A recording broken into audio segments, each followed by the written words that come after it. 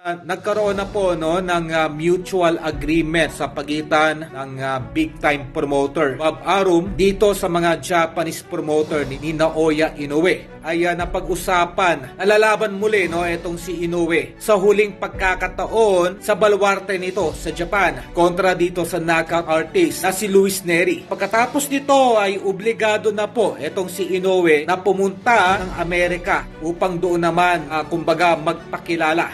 Okay? Ito po ay parte na kung saan ay nakapirma rin itong si Inoue sa ilalim ng Top Rank Promotion. Ito ay binigyan diin ni Bob Arum na kung saan itong si Inoue ay may 3-fight contract sa ilalim ng Top Rank Promotion na kung saan ito ay obligadong lumaban sa Amerika. At dito po ay magkakaroon ng options, okay, or pagpipilian itong si Bob Arum na maaaring itapat ay Inoue. At una nga po dito ay walang iba kundi ang ating pambatong si Cuadro Alas. Na itong si Cuadro Alas ay isa sa pinakasikat sa lower division, partikular sa 122. Kumbaga, ito po ay gagamiting stepping stone ni Bob Arum upang mas lalong makilala pa si Inoue. Marahil ay iniisip nitong si Lolo Bob Arum na mahina, declining na itong ating kababayang si Cuadro Alas, kaya tila hindi na ito nag-aalala pa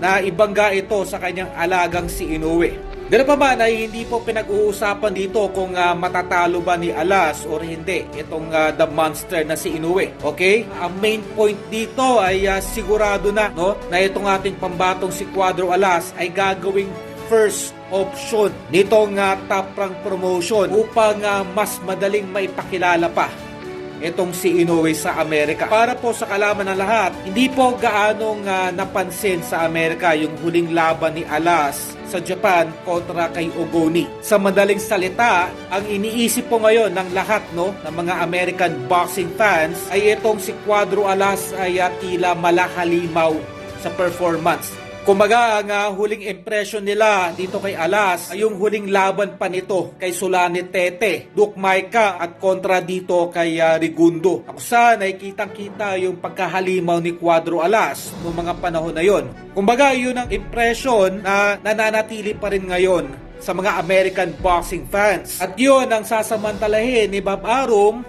upang gamitin si Cuadro Alas para dito sa resume ni Inoue.